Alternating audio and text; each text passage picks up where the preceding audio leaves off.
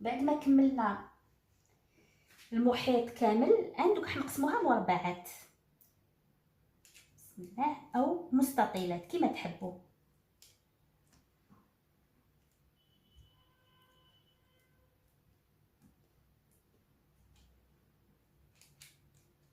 وهنا التزيين راح يقعد اختياري،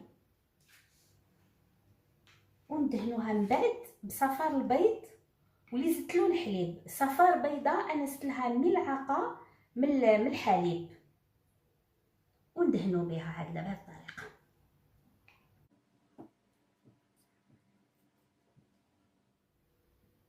دوكا هنا من الفوق ديروا نتوما الشيء اللي تحبوه، اي حاجه تحبوها. انا راح ندير مزيج، راح ندير كذا، هنا ندير زريعه الكتان